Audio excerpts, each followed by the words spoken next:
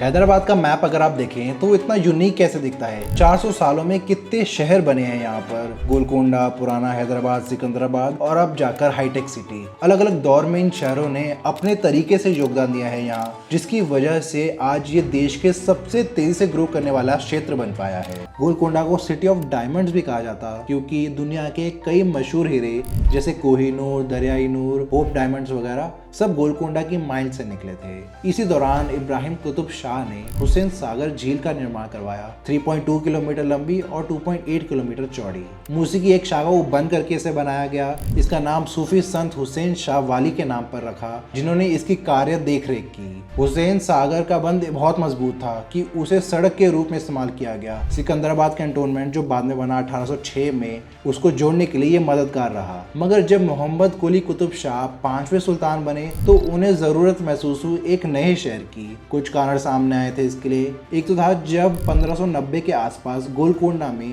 Plague तेजी से फैला, हजारों लोगों की जान लेते हुए। तब सुल्तान ने एक मन्नत मांगी थी कि शहर इस महामारी से बचेगा तो एक नया शहर और मस्जिद बनवाएंगे। गोलकोंडा में ओवर क्राउडिंग के कारण पानी और सैनिटेशन की भी कमी होने लगी थी, जिससे ऐसी बीमारी भी बढ़ने लगी। और जब महामारी चली गई तो उन्होंने इस चीज पर काम किया। वो मूसी नदी के तट के और करीब शहर बसाना चाहते थे ताकि पानी की सुविधा भी रहे और मेजर ट्रेड रूट्स का भी संगम हो। इसलिए 1591 में मोहम्मद कुली ने एक नए शहर की नींव रखी, गोलकोंडा से 8 किलोमीटर पूर्व में। यही बाद में बना हैदराबाद। नए शहर के डिजाइन का जिम्मा कुली ने अपने प्राइम मिनिस्टर और आर्किटेक्ट मीर मोमिन अस्त्राबादी को दिया, जो कि पर्शिया से थे। उन्होंने एक बहुत ही खूबसूरत शहरी लेआउट तैयार किया, जिसे पर्शियन और टिमरिड स्टाइल से प्रभावित माना जाता है। शहर के बीचों बीच 4 रास्तों के संगम पर 4 मीनार का निर्माण करवाया गया। ये हैदराबाद की सबसे पहली इमारत बनी जहाँ 2 इंपॉर्टेंट रास्ते एक दूसरे को इंटरसेक्ट करते थे, एक ईस्ट वेस्ट मछलीपट्टनम पोर्ट से गोलकोंडा को जोड़ता हुआ और एक नॉर्थ साउथ डायरेक्शन वाला।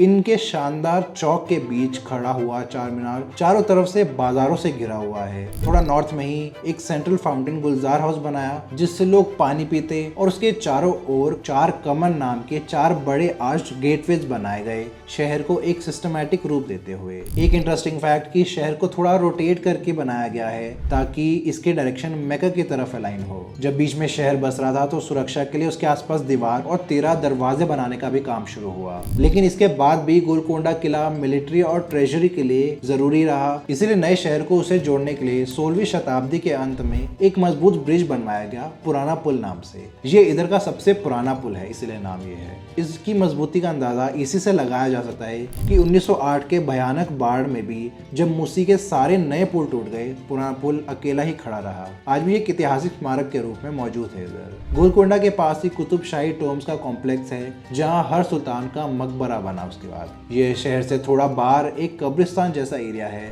और काफी प्लान तरीके से बनाया गया। 1687 में मुगल राजा औरंगजेब की फौज ने गोलकोंडा किले पर हमला किया। लगभग 8 महीने तक इसकी घेराबंदी की। आखिरकार एक धोखे की वजह से मुगल सेना किले में अंदर घुस गई और गोलकोंडा कुतुब शाही सल्तनत का अंत करने में कामयाब हुई। इसके बाद हैदराबाद और गोलकोंडा मुगल के अंदर आ गए। इस समय में शहर के इंफ्रास्ट्रक्चर में कई बदलाव देखे गए। इधर की दीवार के बचे काम पहले मुगल सूबेदार ने और बाद में निजाम ने पूरे करवाए। 18 फीट ऊंची और 8 फीट मोटी इस दीवार ने 11.5 स्क्वायर किलोमीटर पुराने शहर को पूरा घेर लिया। इनके राज के कुछ सालों में ही इस नए शहर को अपना सेंटर ऑफ पावर बना लिया उन्होंने। जल्द ही हीरे और मोती की ट्रेड के लिए मशहूर भी बन गया। गोलकोंडा के खजाने और हीरे और मछलीपट्टनम से आने वाले मोती यहाँ के बाजार में बिकने लगे, जिस वजह से शहर को बाद में सिटी ऑफ पर्ल्स भी कहा जाने लगा। और जो लेक थी थोड़े उत्तर में हुसैन सागर, इसको एक रिलायबल वाटर सोर्स की तरह इस्तेमाल किया जाने लगा। फिर 1724 में मुगल एम्पायर के वीक होने पर आसफ जा एक कमरुद्दीन खान जिसे कहते थे, जो उधर के सूबेदार थे, उन्होंने इंडिपेंडेंस डिक्लेयर कर दी, हैदराबाद को एक अलग प्रिंसली स्टेट का दर्जा देते हुए, और खुद पहले निजाम बन गए इधर के। पहले तो औरंगाबाद को राजधानी रखा, पर दूसरे निजाम ने फिर से हैदराबाद को राजधानी बनाया 1763 में। वापस हैदराबाद पर फोकस आने लगा इधर और धीरे धीरे एक्सपैंड करने लगे।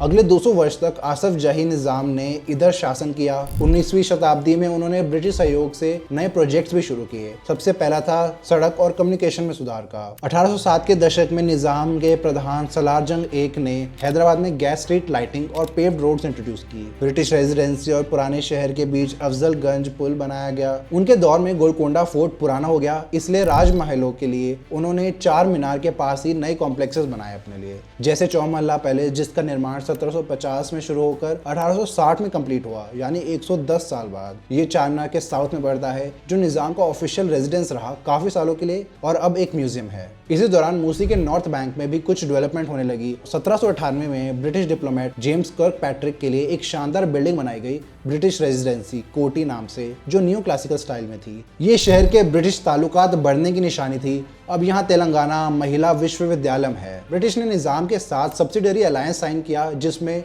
ब्रिटिश फौज हैदराबाद स्टेट को प्रोटेक्ट करेगी और बदले में निजाम कुछ टेरिटरी और पैसा देंगे उनको। इसके बाद 1806 में हुसैन सागर के नॉर्थ में ब्रिटिश ने एक नया शहरी इलाका बसाया, जो पूरी तरह उनकी फौज के लिए था, सिकंदराबाद कैंटोनमेंट नाम से। इस दौरान कुछ नए इलाके हैदराबाद में भी बसे, जो आज के सिटी सेंटर में आते हैं। चंद्रघाट अंग्रेज ऑफिसर्स का एक एरिया बना। आबिड्स ब्रिटिश रेजिडेंसी के इर्द गिर्द मार्केट एरिया भी डेवलप हुआ और गन फाउंड्री बशीरबाग बसा, जब 1840 के आसपास यहाँ एक फाउंड्री लगी थी और लोग यहाँ रहने लगे। ये सब तो ठीक था, लेकिन सबसे क्रांतिपूर्ण विकास आया रेलवे के रूप में। जब डेक्कन में ब्रिटिश रेल लाइंस बिछा रहे थे, तो निजाम ने भी इस नई टेक्नोलॉजी को अपनाने का फैसला किया। ग्रेट इंडियन पेनिनसुलर रेलवे ने बॉम्बे से मद्रास के बीच रेल लाइन बिछाई, लेकिन निजाम की टेरिटरीज को बाईपास कर दिया पूरी तरह। ब्रिटिशर्स चाहते थे कि इसका पैसा निजाम दे, तो 1870 में दोनों ने एग्रीमेंट साइन किया, जिसमें एक नई रेलवे कंपनी बनाई गई, निजाम की अपनी निजाम्स गारंटीड स्टेट रेलवे नाम से। फिर 4 साल बाद 1874 में हैदराबाद तक पहली रेल लाइन पहुंची, वादी सिकंदराबाद लाइन। वादी जंक्शन में ये बॉम्बे मद्रास लाइन से मिलती है। सिकंदराबाद में ब्रिटिश स्टाइल का सैंडस्टोन रेलवे स्टेशन बना, जिसे आज भी देखा जा सकता है। अपनी रेलवे कंपनी होने से निजाम ने अपने नेटवर्क को और भी विस्तार किया। 1880 के दशक तक एक लाइन मद्रास की तरफ भी बिछा दी गई। ब्रिटिश रेजिडेंसी के पास एक हैदराबाद सिटी नामपल्ली स्टेशन भी 1907 में खुल गया, जिसे ओल्ड सिटी को रेल से कनेक्ट किया जा सका। ये आसफ जाह 6 ने बनवाया था। रेल आने से हैदराबाद का नक्शा बहुत बदल गया और व्यापार आसानी से होने लगा। मगर 28 सितंबर 1908 में मूसी नदी में एक भयंकर बाढ़ आई, जिसने 50,000 लोगों की जान ले ली और पूरा शहर तबाह कर दिया। 36 घंटों में 17 इंच बारिश हुई और मूसी की लहरों ने 60 फीट तक उछाल मारी। पुराने पुल के अलावा सारे ब्रिजेस, अफजलगंज, चंद्रघाट और मुसल्लम जंग सब टूट गए और ओल्ड सिटी का एक बड़ा हिस्सा पानी में डूब गया। 80,000 से ज्यादा घर पूरी तरह से नष्ट हो गए, लाखों लोगों को बेघर करते हुए। इस घटना ने पूरे शहर को सदमे में डाल दिया था और एक बड़ा टर्निंग पॉइंट माना जाता है इधर की हिस्ट्री का। जब रिकंस्ट्रक्शन शुरू हुआ इसका, तो निजाम मीर ओस्मान अली खान ने शहर को बाढ़ से सुरक्षित करने के लिए सम्मानित इंजीनियर एम विश्वेश्वरैया को बुलाया। उनके कहने पर 2 बड़े फ्लड रिजर्वायर्स बनाने पर काम शुरू हुआ 1912 में। 9 साल के निर्माण के बाद 1921 में पहला ओस्मान सागर बनकर तैयार था और इसके 6 साल बाद दूसरा हिमायत सागर भी। इन दोनों झीलों को मूसी की ट्रिब्यूटरीज पर बांध बनाकर बनाया, जिनसे फ्लड कंट्रोल तो हुआ ही, साथ ही शहर को अगले 70 साल तक पीने का पानी भी मिलता रहा। ओस्मान सागर का पानी रोकने के लिए 546 मीटर हाइट और 1.9 किलोमीटर लंबाई का बांध बना था, जिसे देखने लोग दूर दूर से आते। एक इंजीनियरिंग मार्वल। इसके अलावा निजाम सागर जैसा एक और बड़ा बांध बनाया गया 1931 में मंजीरा नदी पर, ताकि राज्य के दूर वाले इलाकों को भी पानी मिल सके। इस समय हैदराबाद का कल्चर भी थोड़ा बदल रहा था। पुराने शहर में जहां तंग गलियां, बावली और भव्य इमारतें थी, तो नए आबिड्स और कोटी में ब्रिटिश स्टाइल सड़कें, शॉपिंग आर्केड्स और एजुकेशनल इंस्टीट्यूट्स जैसे 1918 का उस्मानिया यूनिवर्सिटी बनाया गया। इस समय को हैदराबाद का गोल्डन पीरियड भी कहते हैं, निजाम मीर उस्मान अली के इंफ्रास्ट्रक्चर डेवलपमेंट की वजह से। उस्मानिया यूनिवर्सिटी देश की पहली यूनिवर्सिटी बनी जहाँ हायर एजुकेशन में एक रीजनल लैंग्वेज उर्दू को मीडियम रखा गया। इसकी आर्ट्स कॉलेज बिल्डिंग खुद एक लैंडमार्क बन गई, जो इंडो सारेस्निक और आर्ट डेको स्टाइल का ब्लेंड बना। ये आर्किटेक्चर स्टाइल है उनका। इसके अलावा 1927 में निजाम ने बेगमपेट एयरपोर्ट की भी शुरुआत की, जो बड़ी अचीवमेंट थी उस समय के लिए। पहले उनके निजी इस्तेमाल के लिए प्राइवेट फ्लाइट होती थी इधर, मगर धीरे धीरे ये एक कमर्शियल एयरपोर्ट बनने लगा और 1940 के दशक में ब्रिटिश इंडिया के प्रसिद्ध हवाई अड्डों में शुमार हुआ। तब एक डोमेस्टिक एयरलाइन डेक्कन एयरवेज चलने लगी, जो निजाम ने ही स्टार्ट की, जो इंडिया की सबसे पुरानी एयरलाइंस में से से एक बनी। ये फिर शहर की हवाई कनेक्टिविटी का केंद्र रहा अगले 70 साल तक। इसके बारे में हमने और बात की है एक और वीडियो में, देखने के लिए आई बटन पर क्लिक करें। ऐसी कई और मॉडर्न फैसिलिटीज देने में कारगर साबित हुए निज़ाम, जैसे एक टेलीफोन एक्सचेंज शुरू किया, सिकंदराबाद से हैदराबाद तक लोकल ट्रेन चलने लगी, ओस्मानिया और अफजलगंज हॉस्पिटल से पब्लिक हेल्थ केयर में भी इंप्रूवमेंट देखी गई। शहर का विस्तार भी हुआ इसी दौर में। पुराना हैदराबाद काफी कंजस्टेड था, तो निजाम ने मूसी के नॉर्थ में नया एडमिनिस्ट्रेटिव बिल्डिंग्स बनाकर, जैसे सेक्रेटेरिएट और असेंबली बिल्डिंग्स, वहां पे डेंसिटी शिफ्ट करनी शुरू की। इससे ऑफिसेस वगैरह इधर आ गए और आसपास क्लर्क्स कॉलोनी, सैफाबाद वगैरह भी बसने लगे। फिर और लोग भीड़ से निकलकर खुले एरियाज की तरफ देखने लगे और ये नया शहर बसने लगा। जब देश आजाद हुआ 1947 में, तब हैदराबाद स्टेट के निजाम ने डिसाइड किया कि वो इंडिपेंडेंट रहना पसंद करेंगे, ना इंडिया में आएंगे ना पाकिस्तान में। एक साल तक बातचीत में भी कोई समाधान ना निकलने के बाद सितंबर 1948 में इंडियन आर्मी ने एक मिलिट्री ऑपरेशन लॉन्च किया, ऑपरेशन पोलो नाम से। आर्मी स्टेट में घुस गई और कुछ दिन छोटे मोटे बैटल्स हुए, ज्यादा रेजिस्टेंस नहीं मिला उनको क्योंकि निजाम की फौज छोटी सी थी। इसके बाद निजाम मीर उस्मान अली खान ने सरेंडर कर दिया और हिंदुस्तान के साथ मिलने का फैसला सुना दिया। हैदराबाद जो है वो प्रिंसली स्टेट और निजाम रूल खत्म हुआ 224 साल बाद। स्टेट रीऑर्गेनाइजेशन में स्टेट को लिंग्विस्टिक लाइंस में बांट दिया। मराठी स्पीकिंग एरियाज महाराष्ट्र को दे दिए, कन्नड़ा स्पीकिंग कर्नाटका को और तेलुगु स्पीकिंग आंध्र प्रदेश को। फिर हैदराबाद सिटी आंध्र प्रदेश की राजधानी बन गई और एक नए दौर की प्लानिंग शुरू हुई आधुनिक प्रोजेक्ट्स के साथ। फिर 1960 के दशक में नागार्जुना सागर जैसे विशाल इरिगेशन प्रोजेक्ट कृष्णा नदी पर बनाए गए, जिससे राज्य के कई भागों को लाभ मिला। इसके अलावा कुछ PSUs ने हैदराबाद में अपने ऑफिस खोले, जैसे हिंदुस्तान एरोनॉटिक्स ने 1967 में, भेल टाउनशिप रामचंद्रपुरम में बनी 1970 के दशक में। Defence research labs DRDO BDL भी सेटअप किए गए। जब ट्रैफिक बढ़ने लगा तो शहर का पहला फ्लाईओवर ग्रीनलैंड फ्लाईओवर भी बनाया गया 1990 के दशक में। आज तो 30 से भी ज्यादा छोटे बड़े फ्लाईओवर्स बन चुके हैं इधर, जिनमें से एक 2009 में बना है 11.6 किलोमीटर लंबा PV Narasimha Rao elevated expressway, जो खुलने के समय देश का सबसे लंबा फ्लाईओवर बना। कई अपॉर्चुनिटीज देखकर कई लोग आके बसने लगे इधर। 1981 में पूरे हैदराबाद अर्बन एग्लोमरेशन की आबादी 25 लाख के करीब थी, जो 10 साल बाद 1991 में 40 लाख को भी क्रॉस कर गई। काफी तेज ग्रोथ। 1990 के दशक में और स्पीड पकड़ी इकोनॉमिक लिबरलाइजेशन के बाद, जब नई IT कंपनीज आने लगी इधर। बैंगलोर ने पहली सिलिकॉन वैली ऑफ इंडिया का खिताब अपने नाम कर लिया था, लेकिन हैदराबाद भी उसमें अपनी पहल बना रहा था। वो रेस में पिछड़ तो गया, लेकिन आंध्र प्रदेश के उस वक्त के CM N चंद्रबाबू नायडू ने डिसाइड किया कि हैदराबाद को भी टेक मैप पर लाना है। उन्होंने हैदराबाद के वेस्टर्न पार्ट में एक पूरे IT एनक्लेव का प्लान बनाया, हाईटेक सिटी नाम से, Hyderabad information technology engineering consultant city. सबसे पहले एक आइकॉनिक बिल्डिंग बनाई गई साइबर टावर नाम से 1998 में, जो 10 स्टोरी राउंड बिल्डिंग थी। हाईटेक सिटी के ऊपर हमने डिटेल में बात की है इस वीडियो में, देखने के लिए आई बटन पर क्लिक करें। चंद्रबाबू नायडू ने माइक्रोसॉफ्ट के फाउंडर बिल गेट्स को खुद मीटिंग के लिए इनवाइट किया और अपना ऑफिस हैदराबाद में खोलने की बात रखी। 1998 में उन्होंने ये बात मानकर अपना इंडिया डेवलपमेंट सेंटर यहाँ बनाया, जो एक बहुत बड़ी जीत थी उनके लिए। इसके बाद तो जैसे एक चेन रिएक्शन शुरू हो गया और कई कंपनीज अपने ऑफिस खोलने लगी इधर। बढ़ती IT इंडस्ट्री को जोड़ने के लिए एक 8 लेन का आउटर रिंग रोड ORR बनाया गया 2012 में, 158 किलोमीटर लंबा। देश में सबसे बेहतरीन रिंग रोड में से एक है ये, फुली एक्सेस कंट्रोल्ड एक्सप्रेसवे। पूरा लूप बनाने के साथ ये मेजर हाईवेज जैसे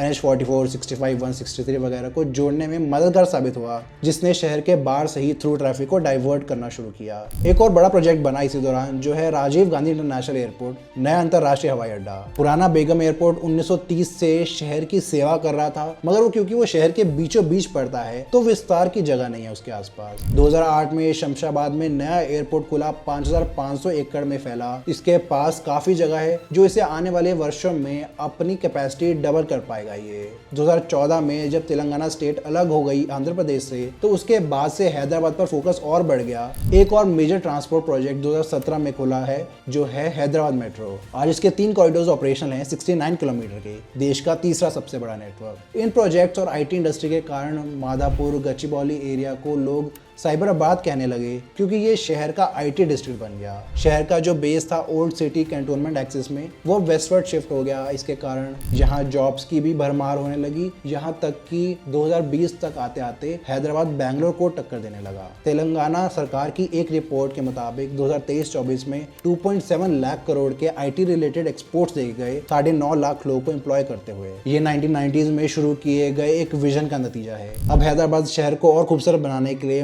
उसी नदी के किनारे एक रिवर फ्रंट डेवलपमेंट करने का प्लान रख रहा है। नदी के दोनों तरफ parks, walking tracks, cycle tracks वगैरह बनेंगे। पुराने हेरिटेज ब्रिजेस जैसे पुराना पुल, नया पुल, उनको भी रिस्टोर किया जाएगा और पब्लिक स्पेसेस बनाएंगे उधर। ओल्ड सिटी की टेढ़ी मेढ़ी पतली गलियां ऑर्गेनिक तरीके से बनी थी और हाईटेक सिटी की चौड़ी सड़कें प्लान करके हर टाइप का स्टाइल आपको दिखेगा हैदराबाद में। दुनिया में शायद ही कहीं दो हिस्टोरिकली अलग अलग सिटीज इतने पास पास ग्रो हुई। हैदराबाद सिकंदराबाद का एग्जाम्पल उनमें यूनिक है। 20वीं सदी के मध्य तक लोग इसे अलग ही मानते थे, लेकिन अब बीच के एरियाज भर गए तो एक बड़ा शहर बन गया है। हाईवेज, मेट्रो, लोकल ट्रेन, सब कुछ ही दोनों शहरों को जोड़ता है आपस में। दोनों अलग अलग म्यूनिसिपैलिटीज को जोड़कर 2007 में ग्रेटर हैदराबाद बनाया गया। फिर भी कल्चर में सटल डिफरेंसेस दिखते हैं, खासकर बोली और खाने में। इसके अलावा डेक्कन प्लेटो पर होने की वजह से शहर में बहुत सारे रॉकी हिल मौजूद हैं, जैसे बंजारा हिल्स, जुबली हिल्स वगैरह। डेवलपमेंट के चक्कर में बहुत सी रॉक्स को ब्लास्ट कर दिया गया, लेकिन कुछ प्रिजर्व किए गए, जैसे मौला अली की पहाड़ी एक हेरिटेज साइट बनी।